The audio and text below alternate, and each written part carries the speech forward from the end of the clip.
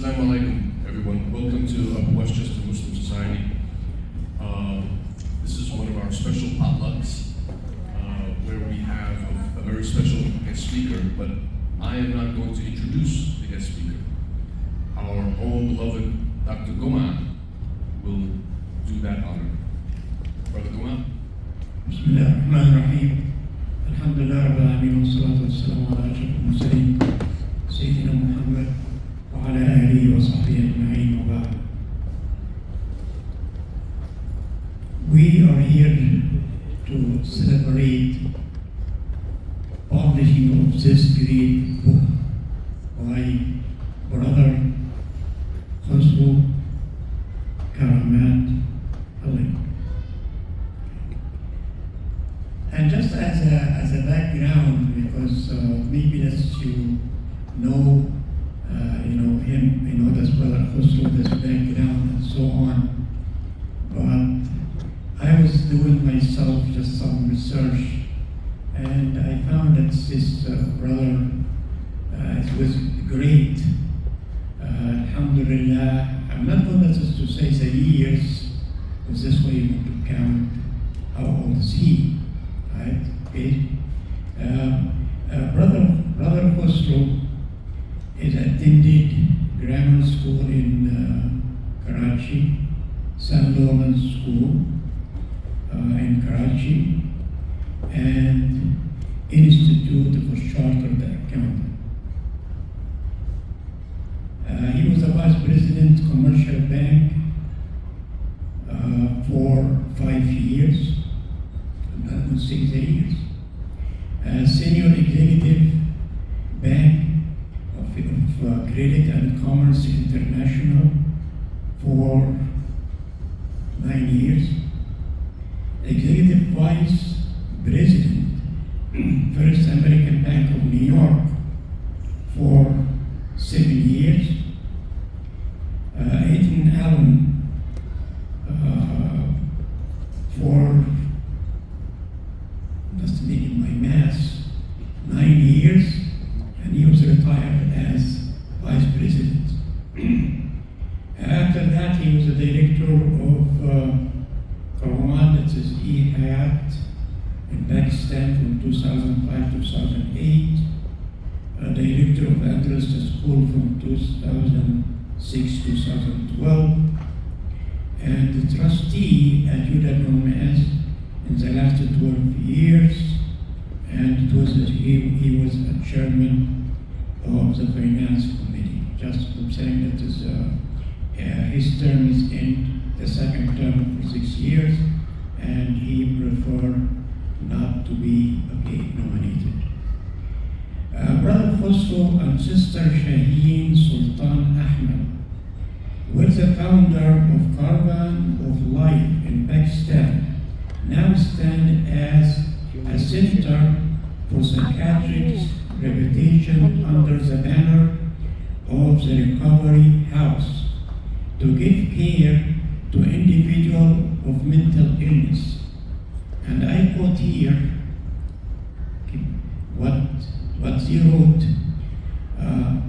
People are not their illness.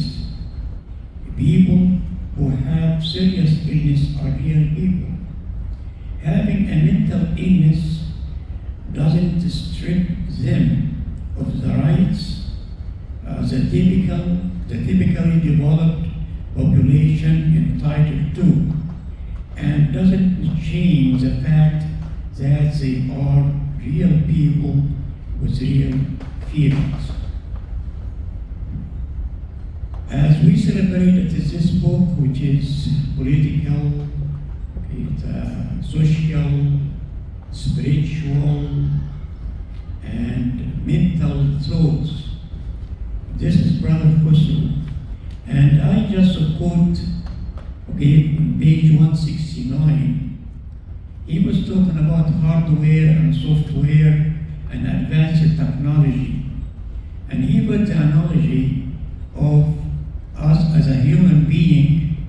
He was talking about hardware and software, and when he talk about us, like the body is a hardware, but the hardware without software is just he was talking about, can we reprogram ourselves? Okay, can we develop the software? Okay, we have, and of course, when you talk about software, it's including definitely antivirus. Is that right? Right, Brother Khusro? Yes. Yeah. Okay. So it was a great book, and as I think in page 180, for this page, okay, really, okay, that is, he was talking about just as a Muslim to another Muslim, and then you have to ask yourself, who okay, am I, and what I'm here for, and where I'm going to, and you have to answer yourself. And with a great pleasure, I introduce you our dear brother Khusro. I'll move. Thank you, Brother Goma, for this kind introduction.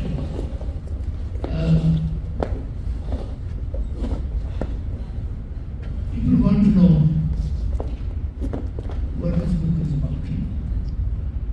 So, I'm briefly going to talk about what this book is about. And if it interests you, maybe I've got a few copies which you can take, and I will sign them. I have written this book over 50 years. So I've been writing since I was 16 years old. And I made notes, and eventually those notes have become this book. So it's not something that I've written recently. There are thoughts in here which were written 25 years ago. The thought that Brother Goma talked about was written 25 years ago in Lahore.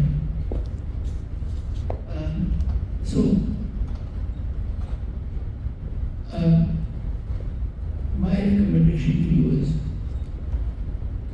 this is not a story. Read this book slowly. Take your time. Take a month.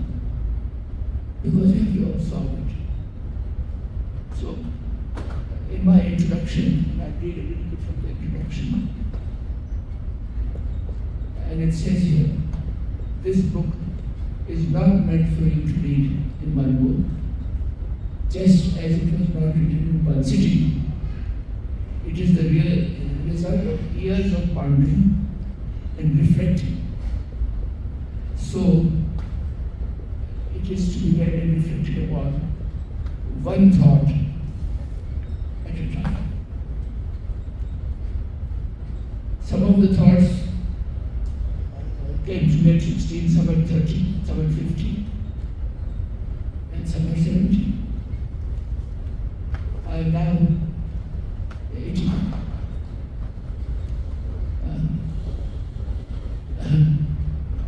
Some thoughts are on politics and economics. Some are more about self and the struggle of the self with its challenges. And some are religious and spiritual. But they were all meant to guide me in my very personal quest to give meaning to my life. Are they worth sharing with others? That is for you to decide. My life is not an example of success or riches, although it sounds impressive the way Brother Goma has presented it. So what incentive do I offer to potentially potential leaders. None. Except that, like me, those who are filled with the wonderment and the mysteries of this life. This is the incentive. It is in some ways mental for my children and grandchildren. If they ever want to know what their ancestors thought and what they would have wished to pass on to them. And it is filled with moments. And I want to talk for 2 minutes about what a moment is. Every moment and every breath of life is infused with the past, present, and future. It is like 3 beads of dew that melt into one drop of water. Those who can feel in each moment how historical it is and how prophetic, they are lucky, very lucky. I feel I am one of the lucky ones. And this is also a problem for me. It is so difficult to get anything done when you are in such awe of every minute that you want to describe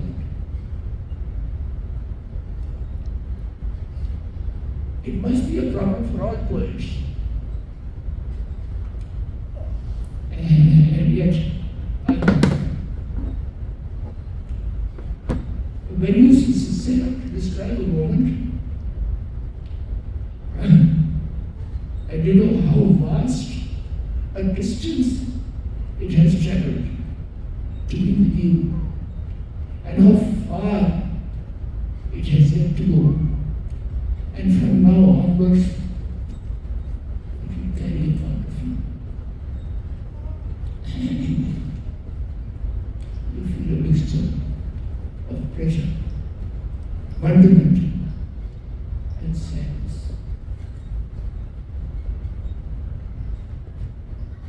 Life passes by for me in billions of moments. And each moment is such that I want to treasure it, capture it, and never say farewell to it. So the thoughts are an attempt in this book to capture those moments.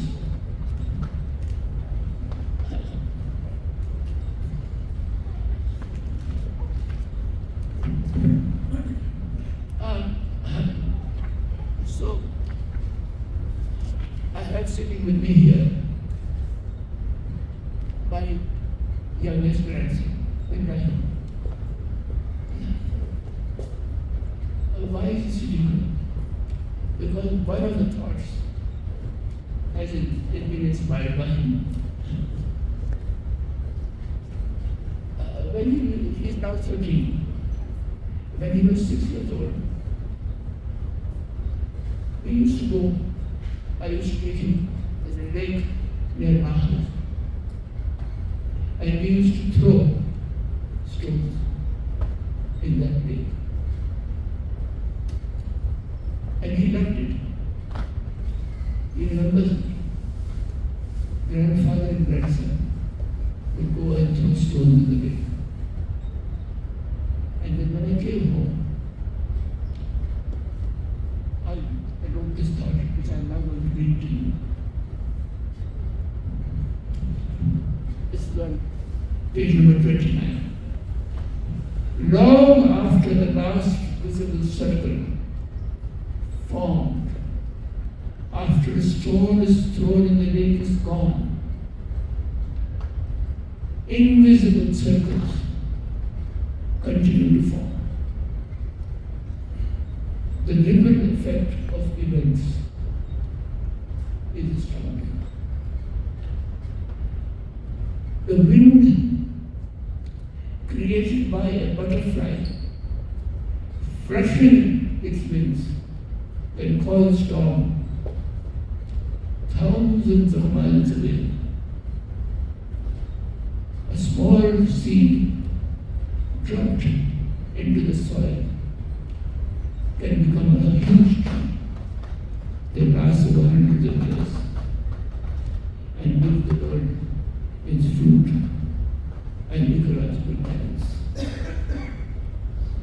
A tiny drop of male sperm has resulted in Genghis Khan, Alexander the Great, Mahatma Gandhi, Einstein, even Hitler, and people who have changed the course of the world. A thought, when converted into action, can produce a reaction. Then one cause a counter-reaction, eventually creating a revolution over time. So this is the result of throwing a stone in a lake. The cause and effect of seemingly small acts can and do produce gigantic changes and massive turmoil. Similarly, an act of kindness or cruelty can and does reverberate long after we are gone. If we are unable to see the major imprint that we have on this world in our lifetime.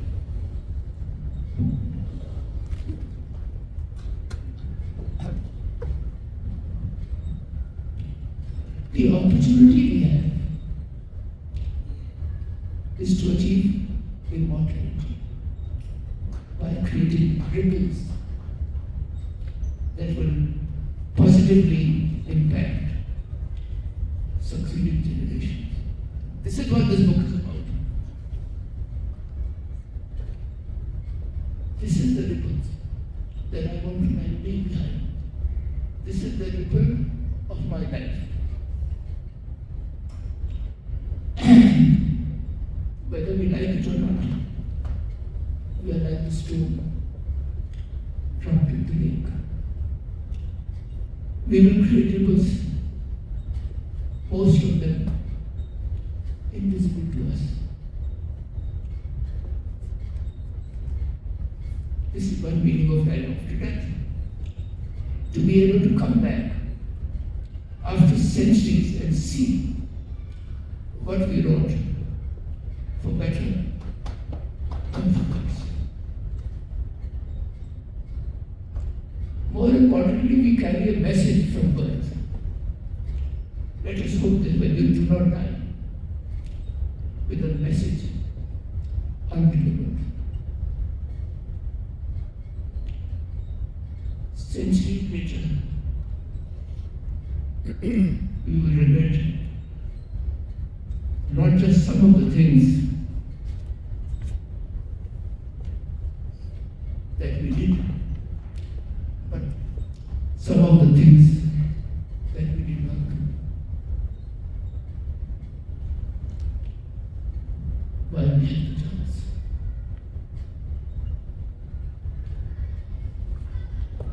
So,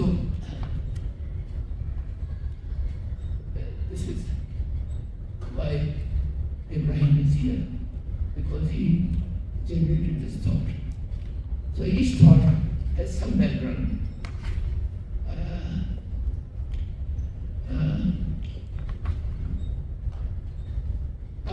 divided this book into 5. Spiritual thought, social thought, as Brother Gomez said, some political thoughts. And there is one thought which takes 16 pages, and it is called mental toughness. What is mental toughness?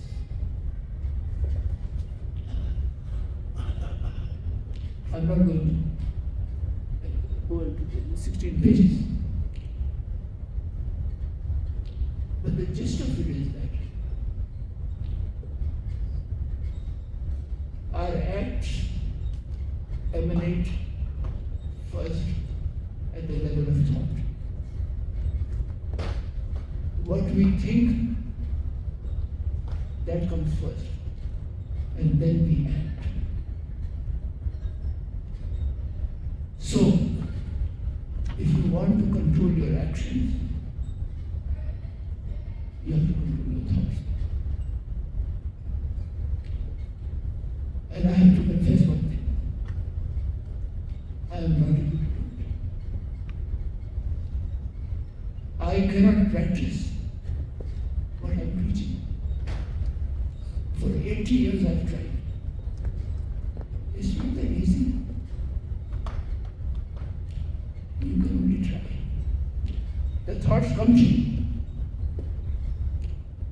And you don't want them to come, and you can't stop them. Once the thought is born, it will translate itself into action. If the thought is good, it will translate itself into a good thought, good action. If the thought is bad, you're doomed. Because it will convert itself into a bad act. So this is just a small inkling of what you will find if you read this thought. 16 pages. It is called mental toughness. Do you want to be mentally tough? Of course. What is its meaning? So,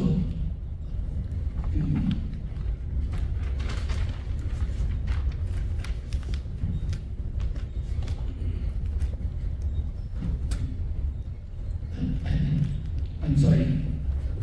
Since I had a stroke, I can't control my saliva. In the political section,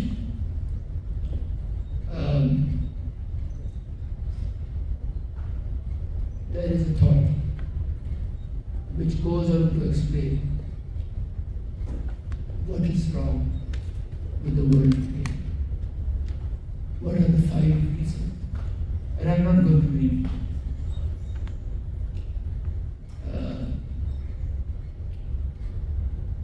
If you're really interested, I have 12 lectures which I have given on YouTube on what is wrong with the direction that the world is going, and what is the solution. So that could not come into this book. My best thought is the introduction. So I'm going to end with reading out to you one of my favorite thoughts.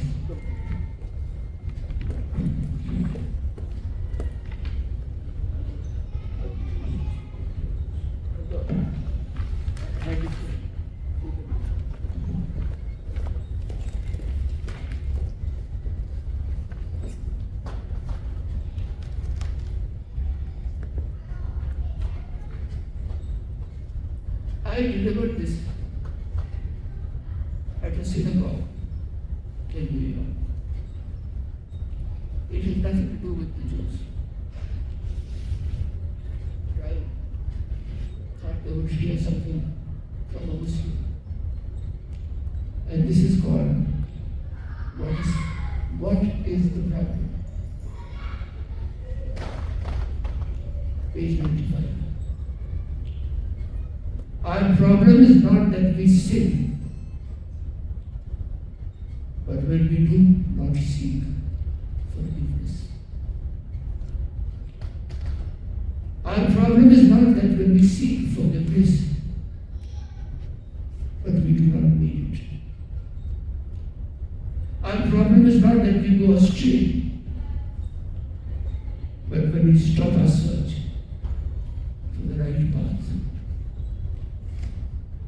Our problem is not that we become too worldly, but in that process, we lose our humanity. Our problem is not when we are too arrogant to fear hell and to be motivated by paradise. Our problem is when we are not humble enough to hold ourselves accountable. The line between good and evil is a moving line.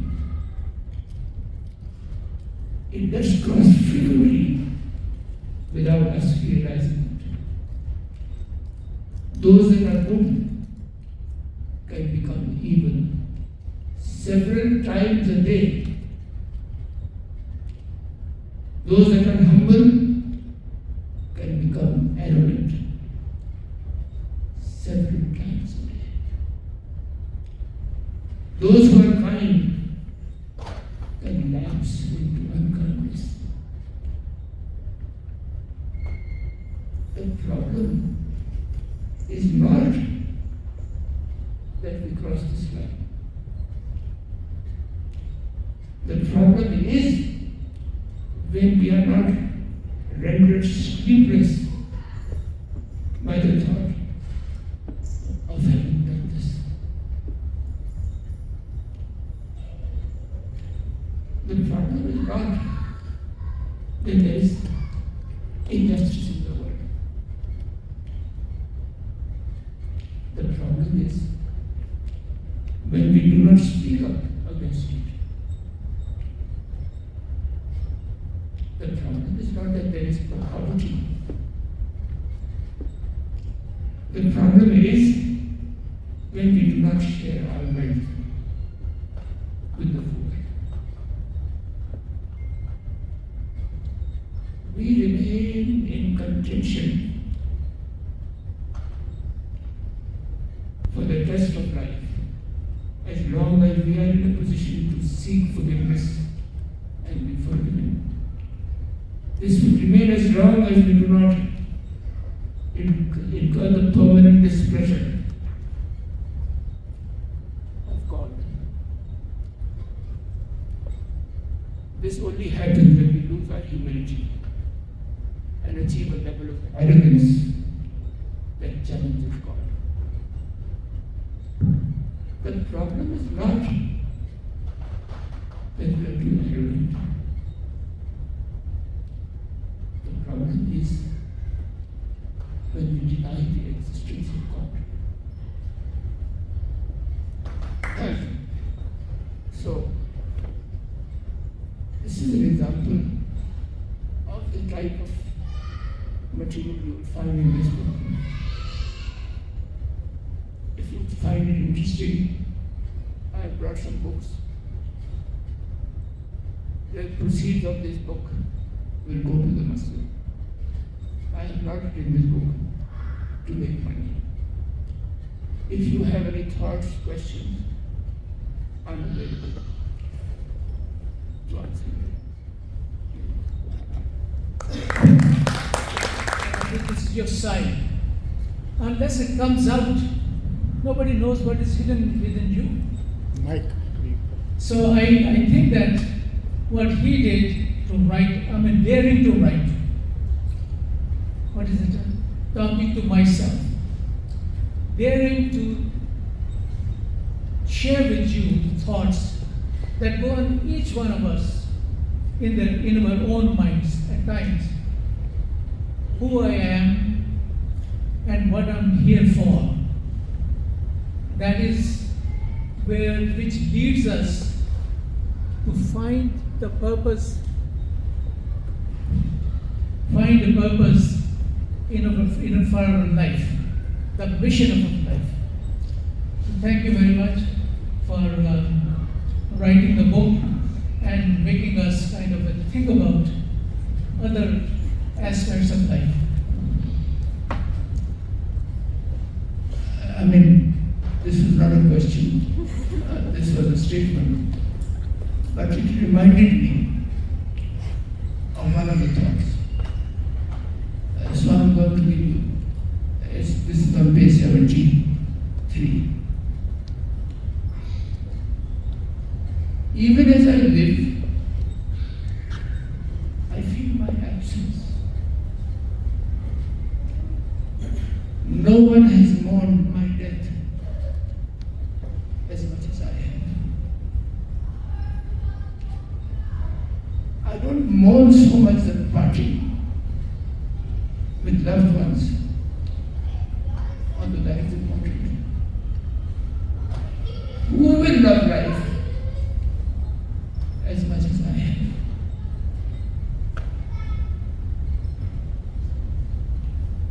Not the comforts and pleasures that He has provided, but just the pure fascination with it. So what Dr. Elley said, awe, wonderment, fascination. This is me. What I'm sharing with you in this book is pieces of me. For most of my life, I have been a mere observer. Had I just witnessed and not shared,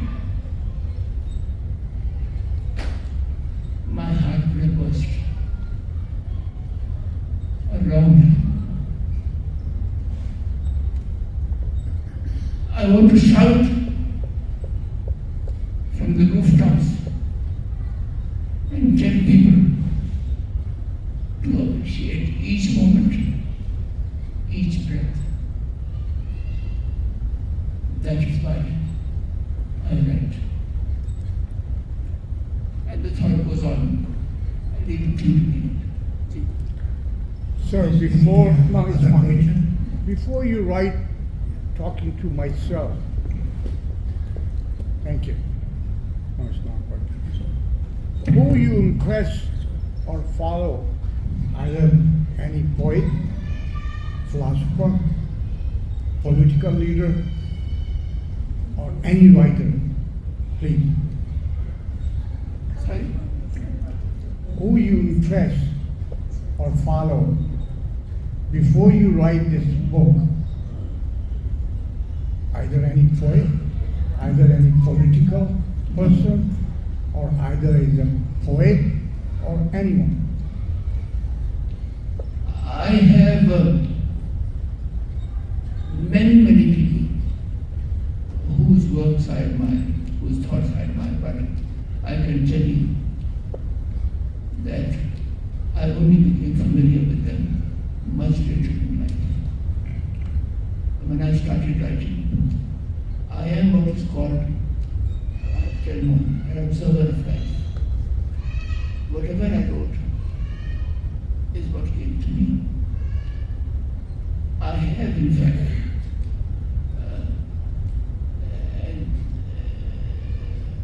there are many poets that I admire. They have not influenced me, but I admire them. So one of the things I have said to my children, that when I die, please write the following inscription on my grave. And this is from Faiz Ahmad Faiz. And with apologies to those people who don't follow Urdu. उनसे जो कहने गए थे फैज रियासत का भी अनकही रह गई वो बात, सब बातों की बात।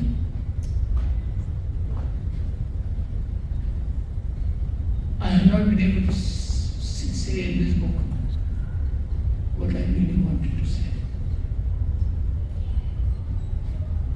This is what I said with a lot of anguish and wonderment,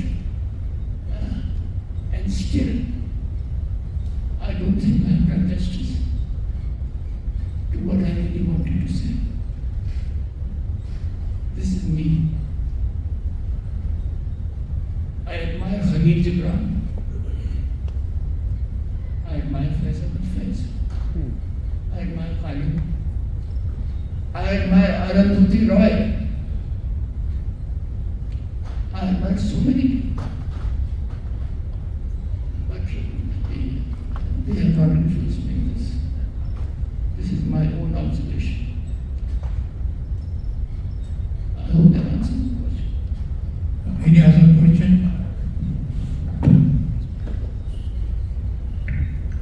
Thank you for your time, and it's been. Yes, I have a question with the line, last line which you read on page 96, that we deny the existence of God. I would like to know, when you wrote this line, it's a very powerful line for me, because what you have been through, I have been through in my life last year also, and after that. What page is this? It's page 96. No. The last line, page 96. No, page 96. Yeah, the Okay. problem is not when we are too arrogant. Right. The problem is when we deny the existence of God. Right. So when you wrote this line, I want to understand what influenced you and what experience you have that you wrote this line. So for me, it's a very powerful line. But I have been through this whole scenario last year, and I'm blessed that I'm here listening to you. And so. You know,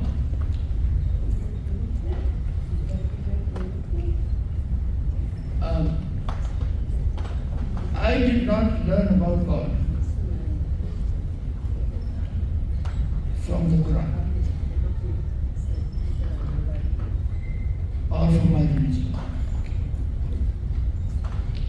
I learned another thing from the Quran. How to conduct my life, why I was created, but not about God. God was there in this creation, in this universe. Had I never read any religious book, I would still have said, my God, who has created all this? So, it's very important.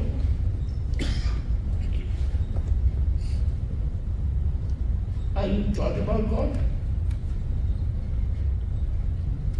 Or can you feel Him?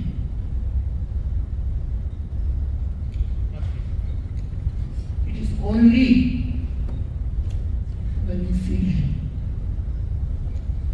that you know about the existence of God. Then, what is the other thing? If God is so big, who are you?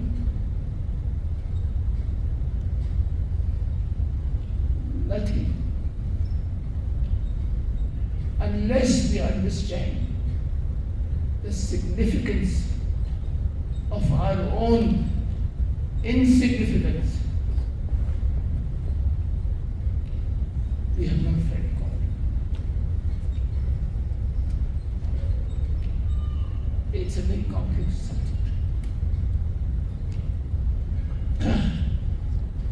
But that is my attempt to explain to you. It's a good question. Thank you.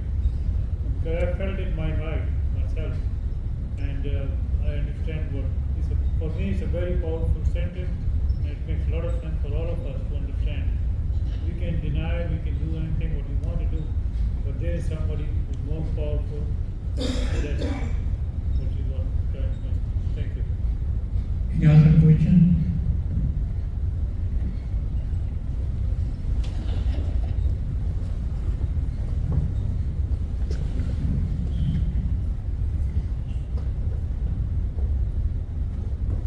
I just wanted thank you first for sharing with us. But I haven't had a chance to read the book, but I ordered my copy. And there was a quote at the back of the page that says the value of your time or of our time cannot be measured by how much people are willing to pay for it. And for us it goes differently, like getting to workplace, we're taught differently than this. So I just wanted to hear what your opinion about this. Thank you. It's a very good question from a young person. And we live in a society which is materialistic. And they think that their time can be measured in terms of the salary they get, what pay they are supposed to get. Anybody who thinks that our time was worth $100,000 a year or $200,000 a year is undervaluing themselves. A human being is capable of so much more. You cannot measure it. $100,000, $200,000, paltry to how important you are. Do not make the mistake of thinking that this is what you're worth.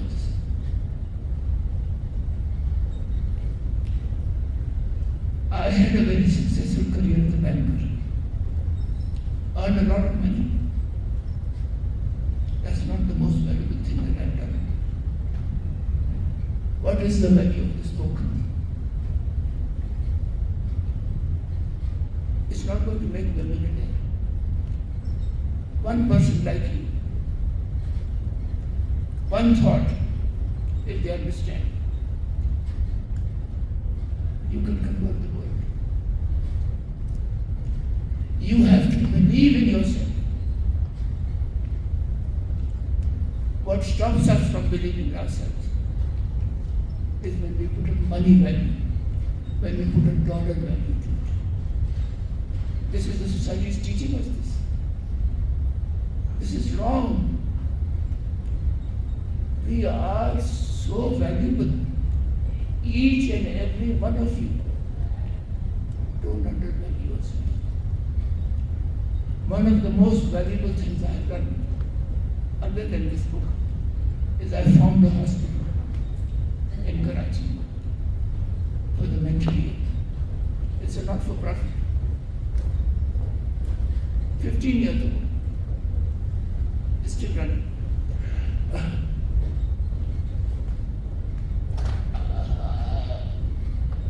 I've collected millions of dollars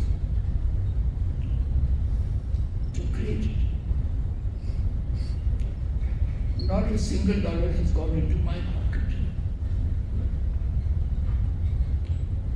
That hospital is a 15-bed hospital which will convert itself into 50-bed hospital. And after I'm gone, I hope to a 500-bed hospital. I can't put a money value to it. But God gave me the capability to do it. All the money I've earned in my life seems insignificant to having done that. You can do it. Each one of us can do it. When we go and do a job, that is to survive. Our goal in life is not just to survive. Our goal in life is to partner with God and realize our full potential. So, do not underestimate. Do not be like yourself. Thank you for asking that question. Any other question? Thank you, Brother Khusro. Really, just I have not completed the book, but just I start reading. It is a wonderful book, and really, that's you.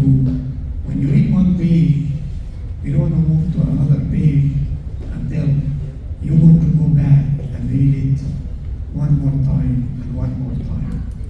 Why? Because whenever you read, it touches your heart. This is what I found, and I think that's, most of us, when you read, especially, I'm very close to his age, so that we consider ourselves antique. Right? Unique. You are unique, Brother Khusro. Jazakallah khair, and thank you very much. And I would like you to say some credit for Brother Khusro. When we are found at this place, and it was $4 million around this time, and we tried to finance Brother Khusro and Brother Amir Mumtaz and Brother Javed really work hard. Brother Khusro, as a banker, start to negotiate with banks and keep on and on and on. Okay, about 7 rejected us, right? And Alhamdulillah Rabbil Alameen, we got the place, and Alhamdulillah, on May 2nd of this year, this place being in full. Walhamdulillah Rabbil Alameen. And Jazakallah khair, Brother Khusro. Thank you.